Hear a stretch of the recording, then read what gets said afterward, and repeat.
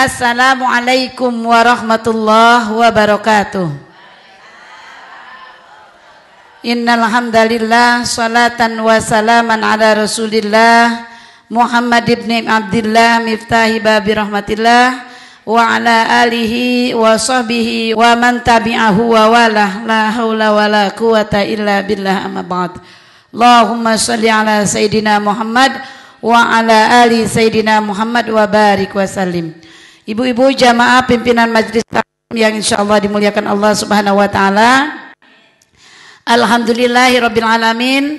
Pada kesempatan pagi yang berbahagia ini kita masih bersilaturahmi, masih bisa duduk di majelis ilmu untuk menuntut ilmunya Allah Subhanahu wa taala. Shalawat beserta salam semoga senantiasa tercurah kepada baginda Rasulullah sallallahu alaihi wasallam. Ibu-ibu jamaah rahimakumullah, pada minggu lalu kita bahas terkait dengan wudu. Kenapa wudu? Yang kemarin saya sampaikan bahwa Rasulullah sallallahu alaihi wasallam dapat mengenali umatnya dengan sinar wudu yang ada di wajahnya, yang ada di tangannya, yang ada di kakinya. Nah, tapi kembali lagi, ada fardu wudu, ada sunnah wudu. Sementara sunnah ini adalah yang disampaikan oleh Rasulullah sallallahu alaihi, yaitu apa yang disunnahkan oleh Rasulullah mulai dari perkataan, perbuatan, takririun, ketetapannya itu adalah sunnah. Di antara sunnah wudu adalah yang pertama membaca basmalah. Tadi bismillah itu, bismillah. Nih bu, balik lagi sama niat tadi. Niat, kenapa? Karena saya bilang buka kitabnya supaya ntar dikombinasikan. Kan tadi kita bahas wajib atau fardu wudu. Adanya nih niat. Nah, bismillah di sini disebut dengan sunnah wudu. La salata liman la wudu'alah wa la wudu'a liman la yadhkurismallah, kata Rasulullah. Tidak ada solat, artinya solatnya enggak diterima jika tidak dengan melakukan wudu. Dan tidak ada wudu harus pakai bismillah. Maka sunnah yang pertama adalah dengan membaca bismillah yang ada di depan dengan niat tadi. Kan kita gabungkan tuh kan. Padahal niat itu fardu wudu. Tapi kita gabungkan niat kan dalam hati. Niat mau wudu.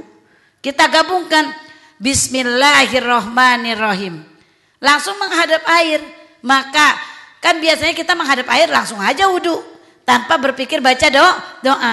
Tapi ini tertib sekali. Bu, apa sih salahnya kita berdoa? Orang setiap saat kita diperintahkan untuk berdoa. Berdoa itu adalah mendekatkan diri kita kepada Allah Subhanahu wa taala. Ad-du'a mukhul ibadah.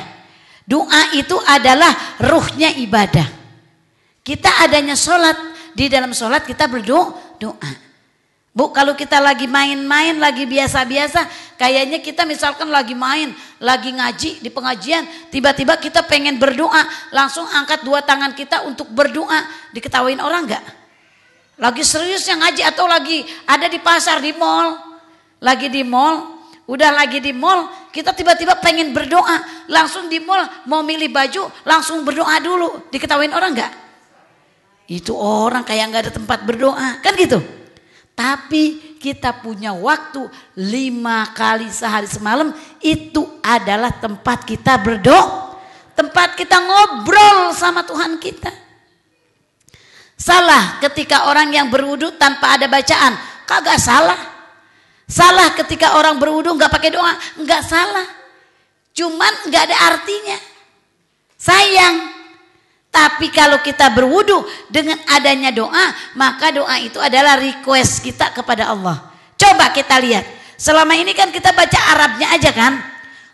Rabbi a'udzubika min hamajati syayatin wa a'udzubika rabbi ayadurun. Nanya, Bu Haja Ulawiyah, apa artinya? Allah. Iya kan? Kenapa? Kita hafal, tidak kita Makanya sekarang kita lihat satu-satu. Berarti selama ini yang kita lakukan itu luar biasa. Tanpa sadar kita berdoa dan mengalir. Ini yang harus betul-betul Ibu pahami dan disampaikan kepada jamaah supaya kita menuai kebaikan dan kebaikan itu ada sampai pada kita juga. Yang kedua, ketika kita diperintahkan sunnahnya adalah membersihkan kedua telapak tangan. Membersihkan kedua telapak tangan, kenapa? Ini dilakukan oleh Rasulullah. Gimana? Ra'aitu Rasulullah sallallahu alaihi wasallam tawaddu'a pastauka fasalasan ay ghasala kaffaihi. Kata Aus bin Aus As-Saqafi melihat, ra'aitu Rasulullah, kata Aus, aku melihat Rasulullah. Ngapain? Rasul wudu mencuci 3 kali tangannya. Berarti kocok-kocok tangan ya. Ada cincin. Cuci tangan. Ada cincin di sela-sela gitu. Cincinnya digoyang-goyang supaya air masuk. Berapa kali? Salasa marrat. Nah, salasa marrat 3 kali Rasulullah mencuci telapak tangannya. Jadi wudu itu harus betul-betul sempurna. Kenapa? Wudu bukan untuk orang lain. Wudu sholat bukan untuk orang lain, tapi untuk diri kita. Apa kata kita bacaannya? Coba ibu lihat di bawah di kitabnya. Allahumma inni as'alukal yumna wal barakata wa a'udzubika minas su'mi wal halaka. Apa kata kita tuh? Cuci tangan aja kita udah request pada Allah. Wahai Tuhanku, aku minta kepada Engkau akan keberkahan di kedua tanganku atau tangan kananku atau kedua tanganku.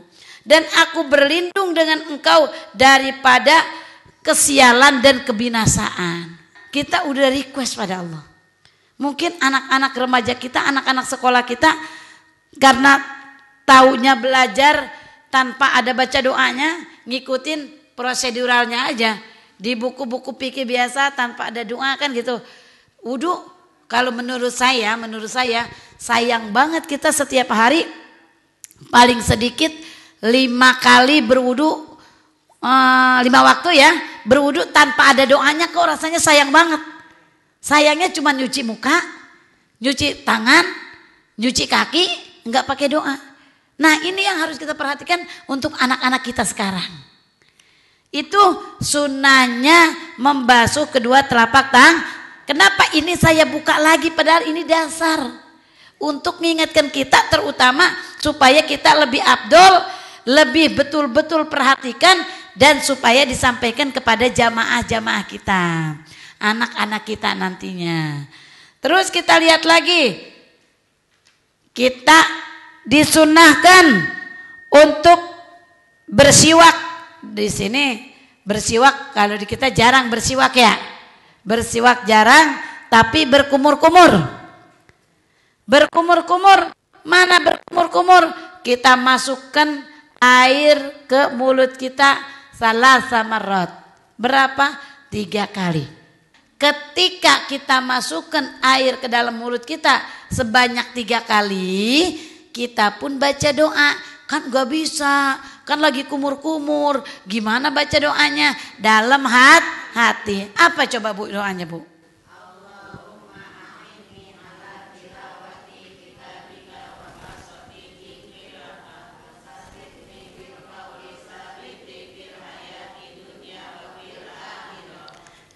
Bu, kita baca doa itu dalam kumur-kumur kita.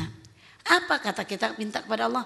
Tuhanku, aku minta tolonglah aku dalam membaca kitab Engkau Al-Quran. Jadi dibisahkan baca Al-Quran. Kemudian dan membanyakkan zikir kepada Engkau. Ala zikrika. Allahumma aini ala tilawati kitabika wa kasrati zikrika. Atas zikir kepada Allah. Bu, kalau kita enggak biasa zikir enggak gampang. Kalimat zikir itu saya di awal dulu sudah saya sampaikan. Ada 2 kalimat yang kita lagi kebingungan, mikirin ini timbangan amal saya, apakah ini saya akan selamat, apa ini saya akan celaka. Kita lagi mikirin itu karena gak ada yang ngebantuin kita.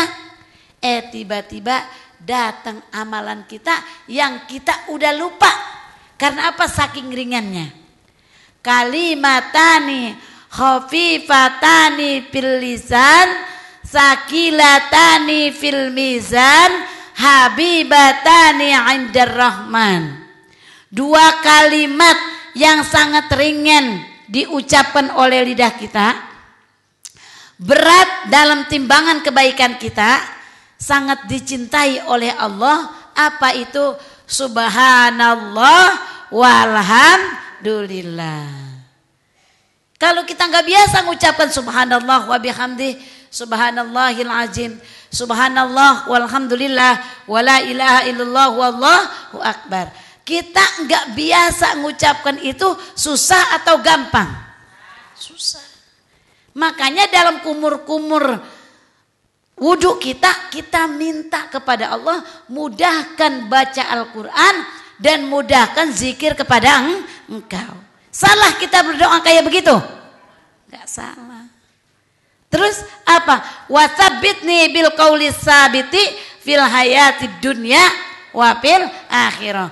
Tetapkan aku dengan perkataan yang tetap, dalam arti perkataan tauhid dalam kehidupan dunia dan kehidupan di akhirat. Artinya ditetapkan dalam kalimat tauhid ketika kita mau syakaratul maut yang tadi di awal saya bilang, kita tidak sulit mengucapkan talqin.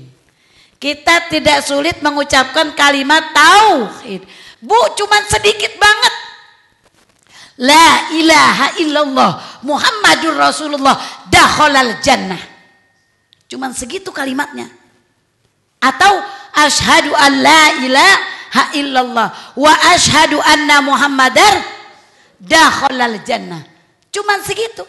Tapi dalam hadis-hadis kalimat la ilaha il Rasulullah ketika mau meninggal dunia, tauhid, ahad, ahad, ahad, la ilaha illallah.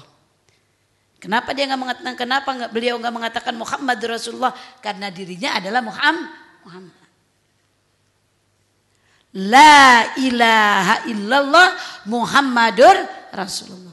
Rasulullah meninggal, kalimat terakhir yang beliau ucapkan dari mulutnya ahad, ahad, ahad, la ilaha illallah Muhammadur Rasul. Kita cuma diminta itu di akhir hayat kita. Ketika kita syakaratul maut cuma itu. Kalimat itu sangat sedikit kita ucapkan, langsung dakhalal jannah.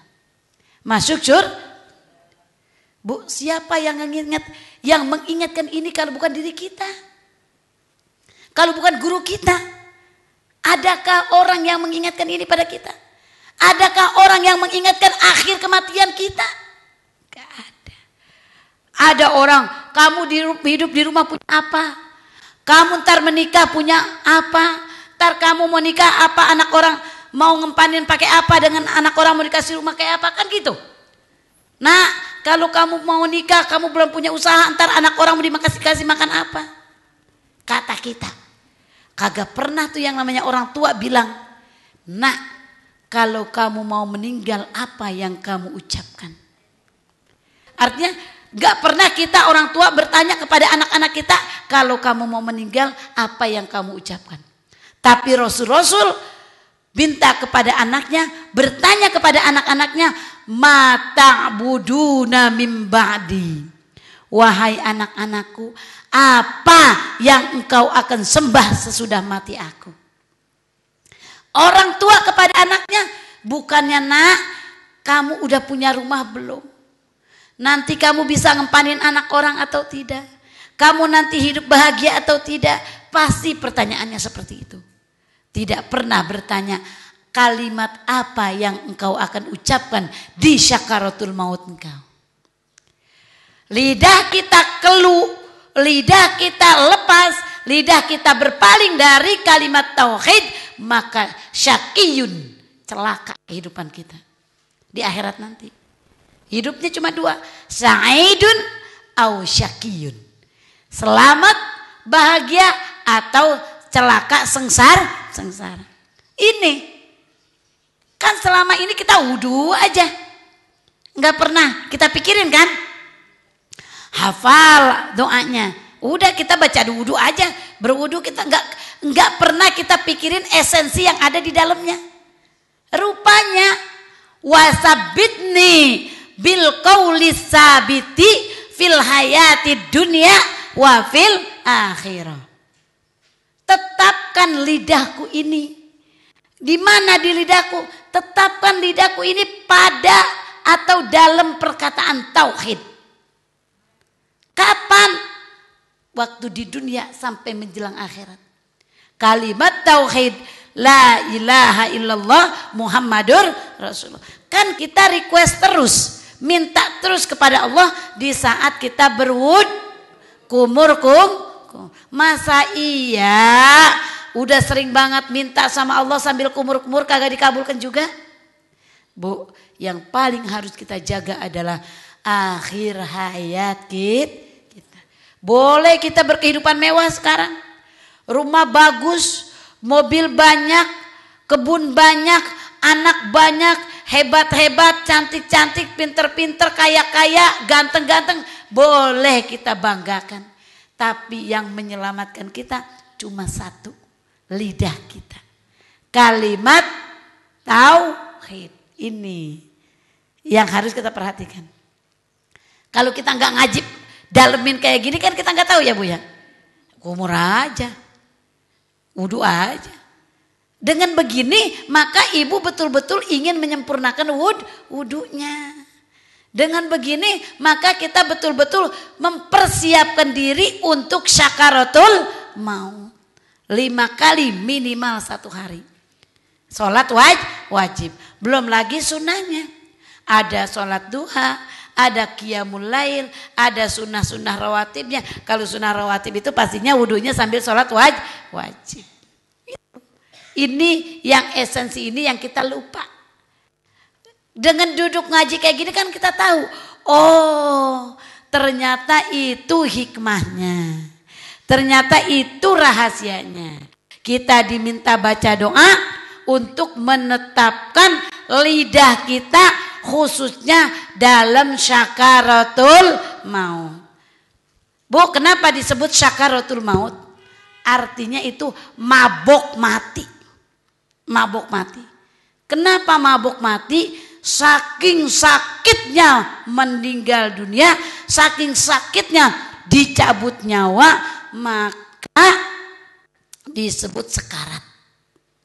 Kata Nabi Allah Musa alaihissalam, ketika ditanya ujian apa yang paling sangat menyakitkan, Musa menjawab, yang paling sakit yang aku alami di dunia, sekian banyak ujian, dikejar-kejar Fir'aun kagak sakit. Sampai betul-betul di ujung tanduk tuh nyawa enggak sakit. Tapi yang paling sakit adalah ketika dicabut nyawa. Malaikat Israil, malaikat Jibril mendampingi Rasulullah meninggal. Ketika Rasulullah dicabut nyawanya oleh malaikat Israil, malaikat Jibril yang jadi sahabat Rasul mendampingi Rasulullah ketika mau dicabut nyawanya itu memalingkan wajahnya. Kenapa Jibril memalingkan wajahnya? Karena Jibril bilang tidak sanggup melihat Muhammad kekasihku nyawanya dicabut dengan penuh kesakitan. Itu Rasulullah. Bagaimana kita?